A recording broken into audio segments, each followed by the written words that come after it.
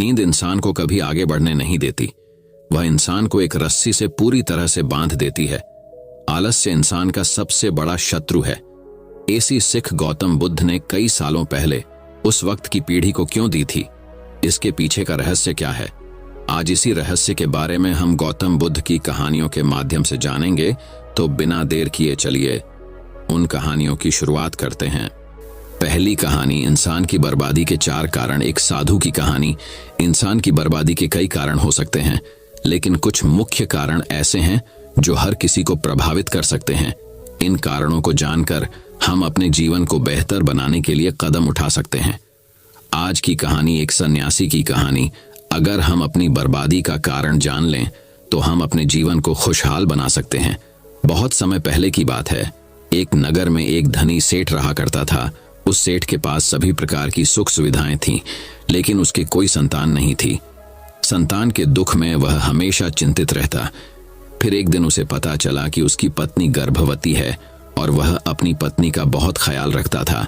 इसलिए एक दिन उसके घर एक बेटे का जन्म हुआ। पुत्र जन्म से सेठ बहुत खुश हुआ। कोई कसर नहीं छोड़ी। उसका बेटा देखते ही देखते बड़ा हो गया। तब सेठ ने अपने बेटे को गुरुकुल भेजने का फैसला किया ताकि वह पढ़ लिख कर विद्वान बन सके। ज्ञान प्राप्त करने हेतु गुरुकुल भेज दिया था। गुरुकुल में वह बच्चा अच्छे से पढ़ाई करता था और अपने गुरु की सभी आज्ञाओं का पालन करता था। ऐसे में वह बच्चा धीरे धीरे वहां का सबसे होनहार छात्र बन गया। गुरुकुल में बालक ने सभी वेद, पुराण और शास्त्रों का अध्ययन किया और एक महान विद्वान बन गया। लेकिन कहते हैं ना कि समय कब बदल जाएगा ये कोई नहीं जानता। ऐसे ही एक दिन किसी प्राकृतिक आपदा के कारण उसके माता पिता की मृत्यु हो गई, और जब उसके माता पिता की मृत्यु हुई तो बच्चे की शिक्षा पूरी नहीं हुई थी। और जब बच्चे ने खबर सुनी कि उसके माता पिता अब इस दुनिया में नहीं है और उसका सब कुछ बर्बाद हो गया है, तो लड़का इस सांसारिक मोह में बह गया। इसके बाद लड़के ने कहा कि गुरुकुल से अपनी शिक्षा पूरी करने के बाद वह अपना पूरा जीवन लोगों की भलाई में बिताएगा। फिर जब बालक की शिक्षा पूरी हुई तो उसके बाद बालक साधु बन गया और वह सांसारिक चीजों से दूर हिमालय के जंगल में चला गया। अध्यापन को विश्राम देते हुए समय के साथ उनके सन्यासी की चर्चा चारों ओर होने लगी और दूर दूर से लोग उनके पास शिक्षा लेने के लिए आने लगे, और बहुत से लोग अपनी समस्याओं का समाधान पाने के लिए भी उनके पास आने लगे। वह समस्याओं का समाधान बड़ी आसानी से कर देता था, जिससे वह पूरे राज्य में प्रसिद्ध हो गया। परंतु जिस नगर में वह रहता था वहां का राजा क्रूर व्यक्ति था। जब राजा को तपस्वी के बारे में पता चला तो उन्होंने तपस्वी से मिलने का फैसला किया। अगली सुबह राजा तपस्वी से मिलने के लिए अपने महल से निकल गया और फिर वह उसकी कुटिया की ओर गया, और वहां पहुंचकर राजा ने जब उसे साधु के रूप में देखा तो वह उसे देखता ही रह गया। उसके चेहरे पर एक अलग ही तेज था। जब वह साधु के पास पहुंचा तो उसे असीम शांति का अनुभव हुआ। साधु को प्रणाम किया और उसके पास बैठ गया और उससे बातें करने लगा। वह राजा पहली ही मुलाकात में साधु के व्यक्तित्व से इतना प्रभावित हुआ कि उसी समय से उसने अच्छाई के रास्ते पर चलने का फैसला कर लिया। और मैं सोचने लगा कि इतनी सी मुलाकात में यह साधु मुझे इतना बदल सकता है, तो ऐसा हमेशा रहेगा। यदि तुम मेरे साथ रहोगे तो मेरा जीवन बदल जाएगा। और यह सोचकर राजा साधु से अपने महल में चलने का अनुरोध करने लगा। राजा का आग्रह सुनकर सन्यासी माना नहीं कर पाया और वो राजमहल चलने को तैयार हो गए। तब राजा सन्यासी को महल की ओर ले गए। महल पहुंचकर राजा ने साधु की बहुत खातिरदारी की और उसके बाद राजा ने साधु को एक दाहिने कमरे में भोजन कराया। भोजन के समय साधु ने राजा को धन्यवाद दिया और राजा से जाने की अनुमति मांगी। यह सुनकर राजा ने कहा कि आप हमारे बाग में जब तक चाहे तब तक रह सकते हैं। आपको यहाँ किसी भी प्रकार की असुविधा नहीं होगी, और आप यहाँ रहेंगे तो हमारे लोगों को भी अच्छा लगेगा और हमें भी अच्छा लगेगा। यह सुनकर साधु ने राजा का प्रस्ताव स्वीकार कर लिया। राजा के आदेशानुसार सेवकों ने एक सुंदर कुटिया बनाई। उसके बाद साधु उसी कुटिया में रहने लगा। राजा ने उनकी बहुत सेवा की, लेकिन कई वर्षों के बाद राजा और रानी को किसी जरूरी काम से दूसरे राज्य में जाना पड़ा। लेकिन उन्होंने साधु की सेवा के लिए एक सेवादार नियुक्त कर दिया। लेकिन राजा के जाने के बाद वह सेवादार बीमार पड़ गया और अपने घर चले गए और कभी लौट कर वापस नहीं आया। तो तपस्वी को गुस्सा आ गया और उसने राजा को खूब खरी खोटी सुनाई और राजा से कहा कि जो जिम्मेदारी आप पूरी नहीं कर सकते वह जिम्मेदारी आप क्यों लेते हो। तब राजा ने तपस्वी से पूछा और कहा कि सन्यासी, क्या मुझसे कोई गलती हो गई है तो इसके लिए मैं आपसे क्षमा मांगता हूँ। कृपया मुझे क्षमा करें और मेरा क्रोध शांत करें और बताएं कि क्या हुआ था। यह सुनकर साधु ने उससे कहा कि तुम्हारे जाने के बाद मुझे यहाँ किसी ने भोजन नहीं दिया और मुझे कई दिनों तक कष्ट सहना पड़ेगा। यहाँ आकर मैं भूखा रहा और किसी ने मुझसे मेरा हाल भी नहीं पूछा। यह सुनकर राजा ने तपस्वी से माफी मांगी और कहा कि आज के बाद ऐसी गलती नहीं होगी। फिर कुछ देर बाद मामला शांत हुआ। जब राजा और तपस्वी के बीच बातचीत चल रही थी, रानी भी छुपकर सुन रही थी यह सारी बातचीत। उसके बाद राजा ने उसे तपस्वी से शिकायत का मौका नहीं दिया और उसकी खूब सेवा की। लेकिन कुछ दिनों के बाद राजा को किसी जरूरी काम से अपने राज्य से बाहर जाना पड़ा। लेकिन इस बार राजा ने राज्य से बाहर जाने से पहले अपनी रानी से कहा कि जब तक मैं ना आऊं तब तक तुम स्वयं ही उस तपस्वी की देखभाल करोगी। यह सुनकर रानी बोली, हाँ महाराज, आप अवश्य जाइए, मैं सन्यासी महाराज की अच्छी देखभाल करूंगी। बाद में रानी प्रतिदिन भोजन बनाकर सन्यासी महाराज के पास भेजती थी। लेकिन एक दिन रानी स्नान करने चली गई और साधु को भोजन देना भूल गई। भोजन क्यों नहीं आया, इसके बाद साधु ने सोचा कि वह स्वयं महल में जाकर देखेगा कि अब तक भोजन क्यों नहीं आया, और फिर वह महल में पहुंच गया। जब वह महल के अंदर पहुंचा तो वहां उसकी नजर रानी पर पड़ी। रानी के लंबे लंबे गाने काले केस जो कि उसकी कमर पर लहरा रही थी, उसकी कजरारी आंखें जो देखने मात्रा से ही घायल कर दे, उसकी हिरानी जैसी चाल। रानी के इतने सुंदर रूप को देखकर सन्यासी चकित हो गया और रानी की सुंदरता सन्यासी के मन में घर कर गई और वह वहां से बिना कुछ कहे ही अपनी कुटिया में लौट आया। सन्यासी रानी के रूप की सुंदरता को भुला ना सका और वह खाना पीना छोड़कर अपनी कुटिया में पड़ा रहा। उसने कई दिनों तक कुछ भी नहीं खाया, जिस वजह से वह बहुत कमजोर हो गया। फिर कुछ समय बाद राजा वापस लौटे और जब उसे सन्यासी की हालत का पता चला तो वह सीधे सन्यासी के पास पहुंच गए और बोले कि ही भगवान, क्या बात है, आपको क्या हो गया और आप इतने कमजोर कैसे हो गए? किस गहरी सोच में डूबे हो? क्या मुझसे कोई गलती हो गई है? तब साधु ने कहा, नहीं राजन, आपने कोई गलती नहीं की है। यह सुनकर राजा बोले, तो फिर क्या बात है, आप मुझे बताएं, मैं आपकी समस्या का समाधान अवश्य करूंगा। यह सुनकर तपस्वी ने राजा से कहा कि आपकी रानी की अद्भुत सुंदरता को देखकर मैं उसकी सुंदरता पर मोहित हो गया हूं और अब मैं रानी के बिना नहीं रह सकता। यह सुनकर राजा हैरान हो गया और कुछ देर सोचने के बाद राजा ने उसे सन्यासी से कहा, मैं आपको रानी दे दूंगा। यह सुनकर सन्यासी बहुत प्रसन्न हुआ।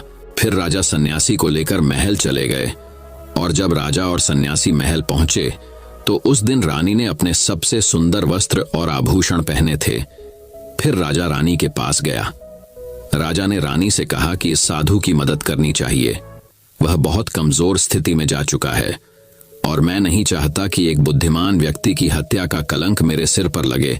राजा की यह बात सुनकर रानी ने राजा से पूछा कि आखिर इन सन्यासी के इस दुख का कारण क्या है। तो राजा ने रानी से कहा कि सन्यासी आपकी अद्भुत सुंदरता के दीवाने हो गए हैं। राजा की यह बात सुनकर रानी ने कहा कि राजन, आप चिंता मत करिए, अब आप सब कुछ मेरे ऊपर छोड़ दीजिए। मुझे पता है कि मुझे अब क्या करना है। आपके ऊपर ना तो सन्यासी की हत्या का पाप लगेगा और ना ही उससे मेरे पवित्र धर्म का नाश होगा। रानी की यह बात सुनकर राजा ने रानी को सन्यासी को सौंप दिया। उसके बाद सन्यासी रानी को लेकर कुटिया पर पहुंचे। जब रानी सन्यासी की कुटिया पर पहुंची, रानी ने सन्यासी से कहा कि हमें रहने के लिए घर चाहिए, हम इस झोपड़ी में नहीं रह सकते। यह सुनकर सन्यासी राजा के पास गया और राजा से जाकर बोला कि हे राजन, हमें रहने के लिए घर चाहिए। सन्यासी की बात सुनकर राजा ने उनके लिए घर का प्रबंध कर दिया। फिर सन्यासी रानी को लेकर घर पहुंचा। जब रानी सन्यासी के साथ उसके घर पर पहुंची तो रानी ने सन्यासी से कहा कि यह घर तो बहुत गंदा है और इसकी हालत बहुत खराब है, मैं इस घर में नहीं रह सकती।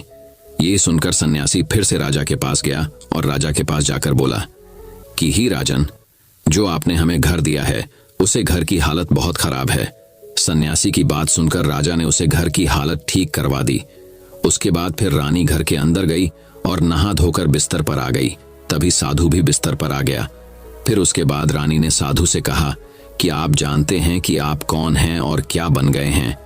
आप एक महान साधु थे जिनके लिए राजा स्वयं सभी आवश्यक चीजें उपलब्ध कराते थे, जिनके पास दूर दूर से लोग ज्ञान प्राप्त करने आते थे। जो लोगों को सत्य का मार्ग दिखाते थे, जो लोगों की समस्याओं का समाधान करते थे, जिन्हें सभी लोग गुरु मानते थे, जिसे सब लोग भगवान मानकर पूजते थे। और आज आप वासना के कारण मेरे गुलाम हो गए हैं। रानी की यह बात सुनकर साधु को झटका लगा और उसे एहसास हुआ कि वह एक साधु है और यह सब क्या कर रहा है। वह यह सब सुख सुविधाएं छोड़कर शांति की तलाश में जंगलों में चला गया था। जोर जोर से रोने लगा और चिल्लाने लगा और रानी से कहने लगा कि मुझे क्षमा कीजिए महारानी, मैं यह क्या करने जा रहा था। मैं अभी आपको राजा को सौंप कर आता हूं। सन्यासी की बात सुनकर रानी ने सन्यासी से प्रश्न किया कि साधु महाराज, मेरे मन में एक प्रश्न उठ रहा है, कृपया मेरे प्रश्न का उत्तर दीजिए। रानी की बात सुनकर सन्यासी ने कहा कि पूछो, तुम्हारा क्या प्रश्न है। फिर रानी ने कहा कि जब आपको उस दिन भोजन नहीं मिला तो आप बहुत क्रोधित हो गए। तब मैंने आपके ये रूप पहली बार देखा था और तभी से मैं आपके व्यवहार में परिवर्तन महसूस कर रही थी। ऐसा क्यों हुआ साधु महाराज? आखिर आपको इतना क्रोध क्यों आया? रानी की बात सुनकर सन्यासी ने रानी को समझाया कि जब मैं जंगल में था तो मुझे समय पर भोजन भी नहीं मिलता था, लेकिन जब मैं महल में आया तो महल में आने के बाद मुझे सारी सुख सुविधाएं मिली और फिर मैं इन सभी सुख सुविधाओं के मोह में फंस गया और मुझे इसके प्रति लगाव उत्पन्न हो गया और फिर मुझे इसको पाने का लालच उत्पन्न हो गया और जब मुझे यह नहीं मिला तो मेरे अंदर क्रोध उत्पन्न हुआ।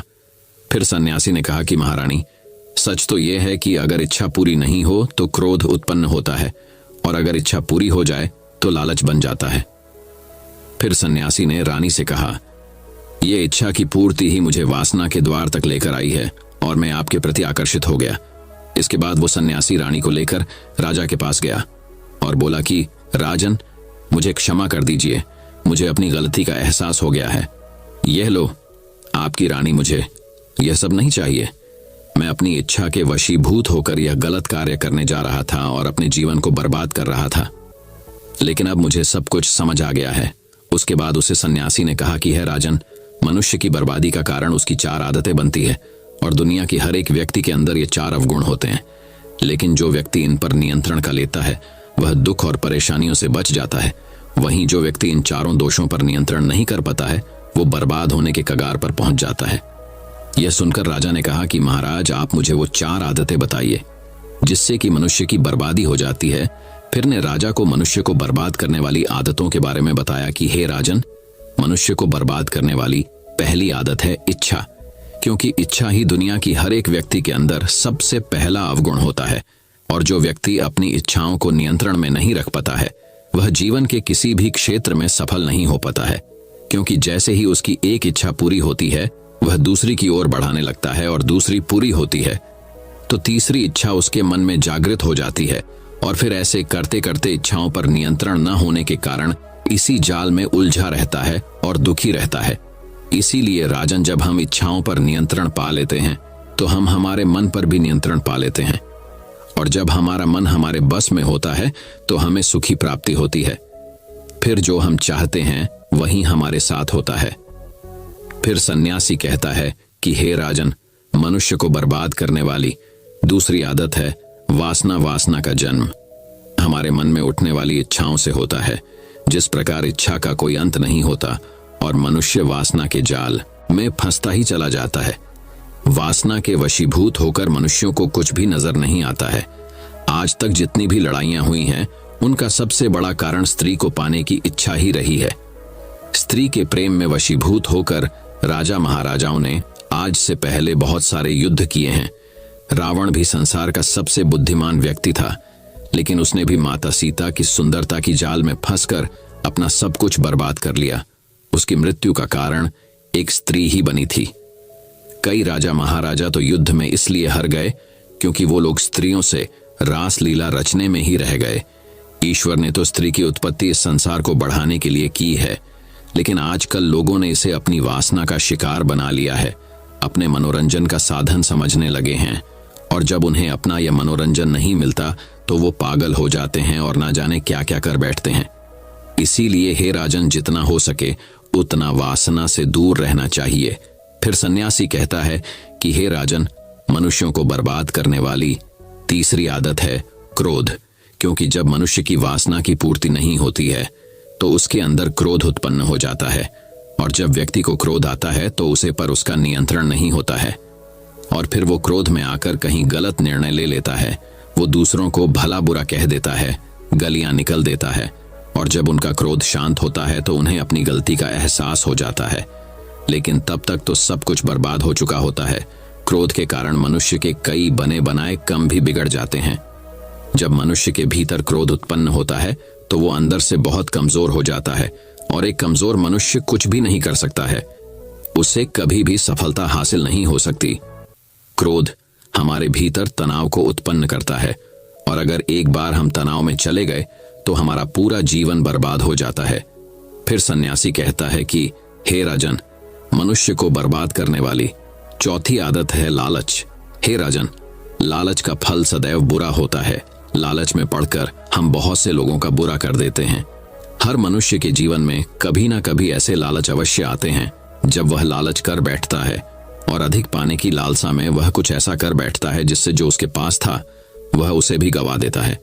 क्योंकि जैसे ही व्यक्ति की एक इच्छा पूरी होती है उसका लालच बढ़ जाता है और उसके मैन में और कई जन्म लेने लगती है।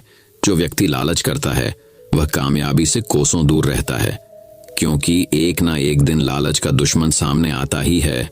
अगर हम समय रहते ही लालच को त्याग दें और उसकी जाल में ना फंसे तो हम एक सफल व्यक्ति अवश्य बन सकते हैं। फिर अंत में सन्यासी राजा से कहता है कि हे राजन, अगर मनुष्य चारों आदतों को छोड़ देता है तो उसे जीवन में सफल होने से कोई नहीं रोक सकता। जो इन आदतों को नहीं छोड़ता है उसे जीवन में बर्बाद होने से कोई रोक सकता। मैं एक सन्यासी होकर इसकी जाल में फंस गया था तो सामान्य मनुष्य तो इससे बच नहीं सकता।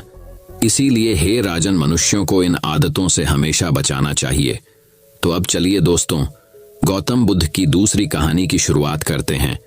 दूसरी कहानी, गौतम बुद्ध से सीखें खुद को वश में करने का तरीका। एक बार गौतम बुद्ध एक शहर में प्रवास कर रहे थे। उनके साथ कुछ शिष्य भी थे। एक दिन उनके शिष्य शहर में घूमने के लिए निकले। वे शहर में घूम ही रहे थे कि तभी शहर के कुछ लोगों ने उन्हें अपशब्द कहे। उनके बुरे शब्दों को सुनकर शिष्यों को बहुत बुरा लगा और वे वापस लौट गए। बुद्ध ने देखा कि शहर से लौटकर आए उनके सभी शिष्य बहुत क्रोध में दिखाई दे रहे हैं। उन्होंने शिष्यों से पूछा, क्या बात है, आप इतने तनाव में क्यों हैं? तभी एक शिष्य क्रोध में बोला, हमें यहां से तुरंत चलना चाहिए। जब हम बाहर शहर में घूमने गए थे तो यहाँ के लोगों ने बिना वजह हमें बहुत बुरा भला कहा। जिस जगह हमारा सम्मान नहीं हो वहां हमें नहीं रहना चाहिए। बुद्ध ने कहा, क्या किसी और जगह तुम अच्छे व्यवहार की अपेक्षा रखते हो? दूसरे शिष्य ने कहा, इस शहर से तो अच्छे लोग ही होंगे। तब गौतम बुद्ध बोले, किसी जगह को सिर्फ इसलिए छोड़ देना ठीक नहीं कि वहां के लोग बुरा व्यवहार करते हैं। हमें तो कुछ ऐसा करना चाहिए कि जिस स्थान पर भी जाएं उस स्थान को तब तक नहीं छोड़े जब तक अपनी अच्छाइयों से वहां के लोगों को सुधार न दें। हम जिस भी स्थान पर जाएं वहां के लोगों का कुछ न कुछ भला करके ही वापस लौटें। बुद्ध ने कहा, जिस प्रकार युद्ध में बढ़ता हुआ हाथी चारों तरफ के तीर सहते हुए भी आगे बढ़ता जाता है, ठीक उसी तरह उत्तम व्यक्ति भी दूसरों के अपशब्दों को सहते हुए अच्छे कार्य करता रहता है। खुद को वश में करने वाले प्राणी से उत्तम कोई और नहीं हो सकता। बुद्ध की बात शिष्यों को अच्छी तरह से समझ में आ गई और उन्होंने वहां से जाने का इरादा त्याग दिया। तो अब चलिए दोस्तों, गौतम बुद्ध की तीसरी कहानी की शुरुआत करते हैं। तीसरी कहानी, आलस्य पर एक बौद्ध कहानी, एक प्रेरणादायक कहानी। एक बार एक आलसी व्यक्ति ने गौतम बुद्ध से कहा, मुनिवर, मैं बहुत आलसी हूं, जिसके कारण मैं अपने जीवन में जो करना चाहता हूं वह नहीं कर पाता, इसलिए मुझे कोई रास्ता बताएं। बुद्ध ने उस आदमी से पूछा, क्या तुम मानते हो कि तुम आलसी हो? तो उस व्यक्ति ने बुद्ध से कहा, हाँ मुनिवर, सिर्फ मैं ही नहीं बल्कि मेरे पूरे गांव के लोग कहते हैं कि मैं आलसी हूं। बुद्ध उस व्यक्ति से कहते हैं, लेकिन क्या आपके पास कोई सबूत है कि आप आलसी हैं? उस व्यक्ति ने उत्तर दिया, हाँ। तब गौतम बुद्ध उस व्यक्ति से पूछते हैं, क्या आपके पास इसका कोई सबूत है? वह व्यक्ति कहता है, मुनिवर, मैं जानता हूं कि व्यायाम मेरे स्वास्थ्य के लिए अच्छा है, लेकिन मैं व्यायाम भी नहीं कर पाता क्योंकि मेरा आलस्य मुझे सुबह जल्दी उठने नहीं देता। बुद्ध ने कहा, लेकिन क्या तुम्हें पता है आलस्य क्या है? उस व्यक्ति ने कहा, मुझे नहीं पता कि आलस्य क्या है, लेकिन जो भी है वह बहुत बुरा है। बुद्ध ने कहा, सबसे पहले तुम्हें यह समझ लेना चाहिए कि जो भी चीज है प्राकृतिक रूप से उसका कुछ न कुछ उपयोग होता है, वह बुरा नहीं होता है। या अच्छा आलस्य एक भावना है, यह एक विचार है जो हम अनजाने में खुद से पैदा करते हैं। आदमी ने पूछा, लेकिन यह कैसे है मुनिवर? तो बुद्ध ने कहा कि आलस्य पैदा होता है। इसके दो कारण हैं, पहला शारीरिक और दूसरा मानसिक। जब हम अपने किसी भी भोजन को देते हैं शरीर में जिसके अंदर जीवन शक्ति नहीं होती, हमारे शरीर में आलस्य पैदा हो जाता है, क्योंकि यह शरीर ऊर्जा से चलता है और जैसा हम इसे देते हैं ये वैसा ही विचार करता है, ये वैसा ही व्यवहार करता है। हमारे शरीर के अंदर आलस्य का एक और कारण गलत तरीके से बैठना है, गलत तरीके से सोना और गलत तरीके से चलना। हम कभी इस बात पर ध्यान नहीं देते कि हमारा बैठना, लेटने और सोने की स्थिति सही है या नहीं। अगर हम बौद्ध भिक्षुओं को देखें तो पाएंगे कि वे जब बैठते हैं उनकी रीढ़ की हड्डी बिल्कुल सीधी होती है। जब वे सोते हैं तो उनके शरीर के किसी भी हिस्से पर कोई दबाव नहीं पड़ता है, और जब वे चलते हैं तो उनके शरीर के किसी भी हिस्से पर कोई दबाव नहीं पड़ता है। उनके दो कदमों के बीच एक लय होती है। शारीरिक स्तर पर आलस्य का तीसरा कारण सुबह जल्दी न उठ पाना है। यह सुनकर व्यक्ति कहता है, हाँ मुनिवर, मैं सुबह जल्दी नहीं उठ पाता। यह सुनकर बुद्ध मुस्कुरा देते हैं और कहते हैं कि आप सुबह जल्दी उठ सकते हैं। जब आप रात को सोने का सही समय निर्धारित करते हैं तो हर व्यक्ति को अनुशासन का पालन करना पड़ता है, क्योंकि अनुशासन हमारे जीवन में संतुलन लाता है। ज्यादातर लोग अनुशासन को बुरा मानते हैं क्योंकि उन्हें अनुशासन का एहसास होता है, उन्हें बांधता है। जबकि सच तो यह है कि अनुशासन हमें बांधता नहीं है बल्कि मुक्त करता है। तब व्यक्ति बुद्ध से पूछता है, लेकिन हमें इसकी शुरुआत कहां से करनी चाहिए? जैसे ठीक से खाना, बैठना या लेटना, सुबह जल्दी चलना आदि। बुद्ध कहते हैं कि आप इस समय जो भी कर रहे हैं उसे अभी से शुरू करें, इसे ध्यान से करें। पहले आप मन के स्तर पर आलस्य को समझें, अन्यथा अधिकांश स्थितियों में मन ही है जो शरीर के कारण आलस्य पैदा करता है, क्योंकि मानसिक आलस्य का पहला कारण हमारी पुरानी गलत धारणाएं हैं। हमें लगता है कि हम ऐसा करने में सक्षम नहीं थे, पिछली बार भी ऐसा ही किया था, इस बार भी हम ऐसा नहीं कर पाएंगे। जब हम खुद को सक्षम नहीं मानते हैं तो आलस्य अपने आप ही हम पर हावी हो जाता है। दूसरा कारण है छोटे और आलसी लोगों का साथ देना। कभी कभी ऐसा होता है कि आलस्य हमारे अंदर नहीं होता है, लेकिन दूसरे लोगों की वजह से हमारे अंदर आ जाता है। ऐसा होता है क्योंकि हम आलसी लोगों की संगति करते हैं। हाँ मुनिवर, यह बिल्कुल सत्य है, मैंने भी ये अनुभव किया है। तब बुद्ध ने कहा, तीसरा कारण मन की स्पष्टता का अभाव है।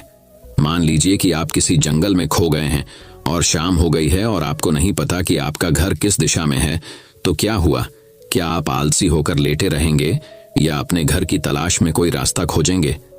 उस व्यक्ति ने कहा कि मैं बाहर जाऊंगा घर की तलाश में।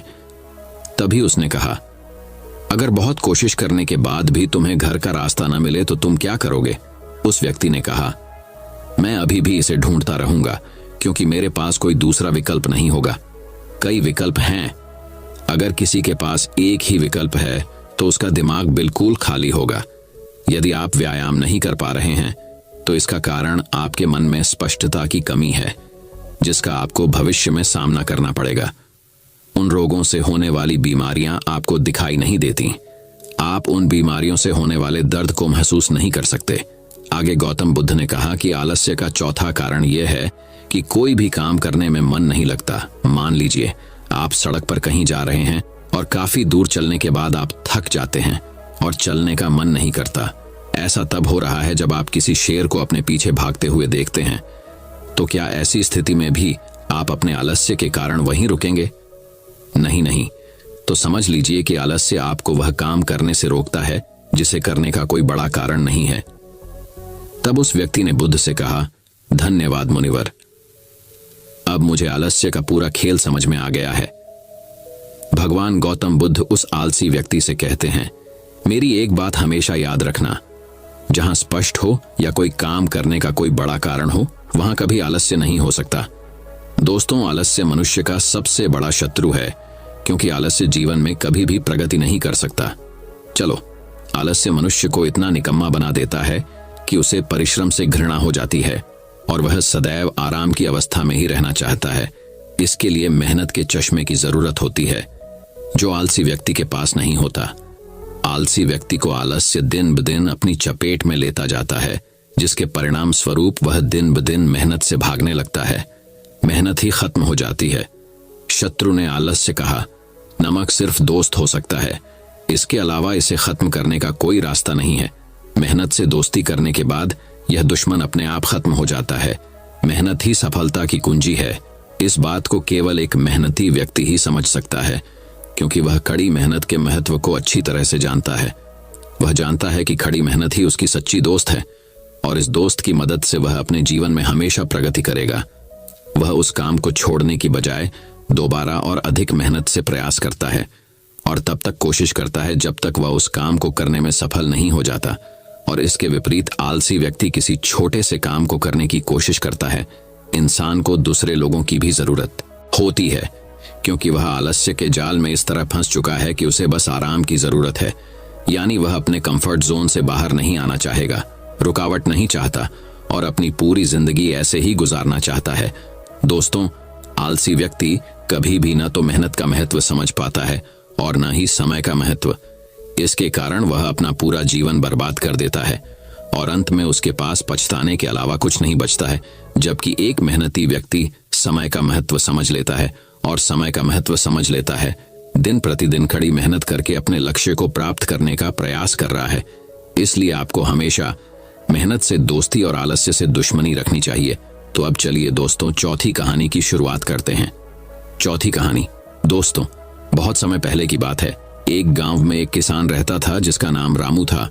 उसके घर के बाहर ही उसका एक छोटा सा खेत था।